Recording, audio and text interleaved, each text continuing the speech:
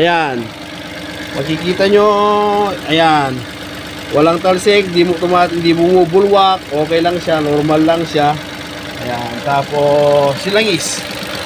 Silangis, open natin, ayan. Walang usok, wala lahat. Walang talsik, ibig sabihin, good sa overheat, walang overheat, yung makina, all goods. Tapos super silent, ayan, maririnig nyo yung engine, ayan, tumatakbo na yan, pero napaka minimal lang ng sounds. Tayo na lang dalawa, tayo na lang magsama.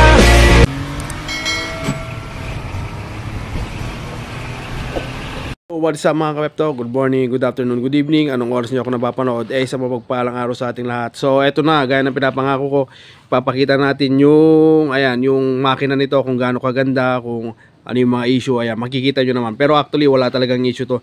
Napakaganda, super ready para sa inyong napaka long drive. So pero bago natin umpisahan yan, eto pakita natin, available pa natin. Eto si OTJ, tapos siyempre si Mitsubishi Adventure, yan, available pa sa atin. Yan, ang Mitsubishi Adventure natin. At siyempre Miss You Baby, at saka siyempre si Anpra Transporter. Pero ayan, focus muna tayo dito sa ating pakay talaga. Ito nga, papakita natin itong video nito kung gaano kaganda manakbo itong sasakyan nating Miss You Baby. Yan, still Miss You Baby Mirage G4. So ayun, Tayo na lang dalawa, tayo na lang magsama.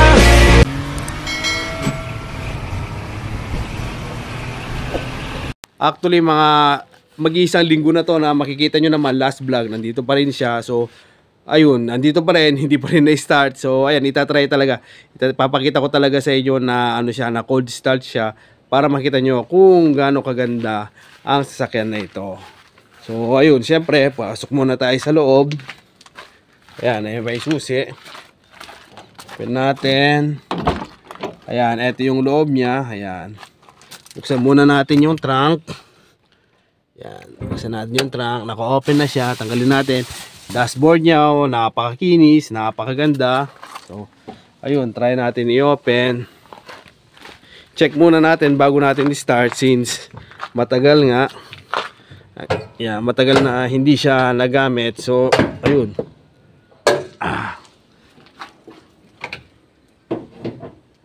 Since matagal siyang hindi nagamit, so kailangan natin i-check. Check natin yung tubig. Ayan, okay pa naman. Goods pa naman yung tubig.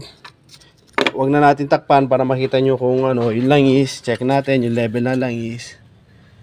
Ayan, okay pa rin naman. Makikita nyo, ayan, nasa second line. Ayan, newly change oil to, so maayos na maayos. Ayan, so pasukin na natin sa loob para makita natin. Pasok tayo dito sa loob. Ayan. So sa loob, eto siya. Ayan, pala natin sin. Ayan, start into pata. Ayan, malakas yung radio. Ayan, naman lahat. Ayan, yung check engine, battery, yung oil, yung brake, yung steering wheel. Ayan, boss, ayan, kita nyo since na ano yan, ayan, na cold start. So start na natin. Sana umi-start.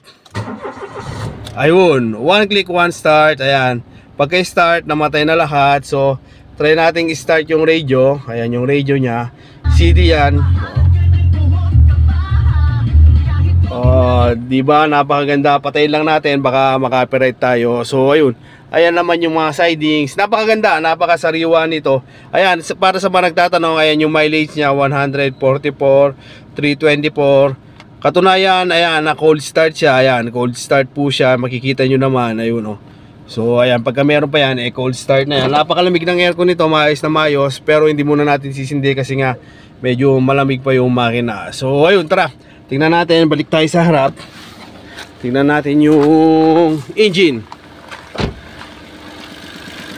Ayan, makikita nyo, ayan, walang talsik, di bumubulwak, okay lang siya, normal lang siya. Ayan, tapos silangis. Yung langis, open natin. Ayan, walang usok, wala lahat, walang talsik, ibig sabihin good sa overheat, walang overheat, yung makina all goods. Tapos super silent, ayan, maririnig nyo yung engine, ayan, tumatakbo na yan, pero napaka minimal lang ng sounds. Try natin buksan to. So ayun, eto hindi ko kayang buksan para yan, mahirap siya pero good siya, wala talaga. So ayun. So ayan, kung hanggang ngayon umabot ka, baka naman pwede kang mag-comment kung taga saan ka, nang sa ganoon naman malaman natin kung hanggang saan nakarating ang ating video. So ayun, gaya ng sinabi ko, all good siya. Walang overheat, walang talsik, all goods yung makina. Siyempre makikita nyo naman bagong-bago pa yung baterya. Yan. So ayun, kung interested, PM na. Ang price nito 255k. Very much negotiable kung pupuntahan, kasi para sa akin mas maganda kung pupuntahan nyo muna yung unit bago tayo magtawaran. At wag naman kayo mag-alala, pagka pumunta naman kayo, sure na sure, mahirap ako tumanggi pagka tinatawaran na talaga at pumupunta yung mga buyer, bigay hilig naman tayo. So ayun, muli, ito ang inyong lingkod, 8GB Pep Talk, na nagpapaalala na mas maganda pagka bibili ka ng sasakyan, magdala ka ng mekaniko. Gaya nga na sinabi nila, 2 heads are better than 1 head. So ayun, pagka mas marami tumitingin, siyempre ako hindi ko naman kakayahan talaga. Kaya lalo na hindi ako mekaniko, hindi ganun kalawak yung kakayahan ko para makapag-test at makakita ng maayos sa sasakyan. Although lahat naman tinest ko, lahat ng kakayahan ko para hindi maano, at pagka may nakikita naman ako sira, pinapaservice ko naman na, pinapaayos ko para good running condition pagka sa inyo na. Pero gaya nga sinabi ko, iba pa rin pagka may kasama kang mekaniko. So ayun, ayan na yung sasakyan natin, 2014 model, updated yung registration, Mitsubishi Mirage. Ayan, Mirage G4. Ayan, napakaganda, napakasariwa, walang ka-issue, good running condition. Ang price niya 255k. Location po natin is Burot, Tarlac City. Napaka-silent. So ayan, dinig nyo naman.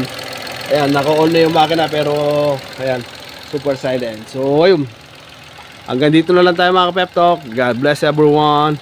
Mabuhay ka hanggang gusto nyo. See you on my next vlog. At syempre, try din natin i-check yan kung okay na sa loob. Ayan, ayan, still ayan sa since matagal siya, ayan, kita nyo naman na ayan, naka-on pa rin yung niya, naka-on pa rin yung na malamig pa rin siya. Ayan, so goods na goods. Ayan, so paikutan lang natin lahat. Ayan, napakaganda. So ano pang hinihintay mo? Punta ka na, visit ka na para pag-usapan natin kung magkano man yung budget mo, kung kaya, bakit hindi. So kung hindi naman, meron pa tayong mga ibang sasakyan nito, tulad dito kay Adventure.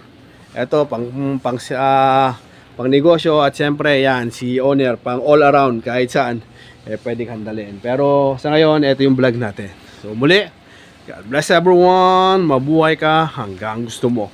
See you on my next vlog. Bye bye.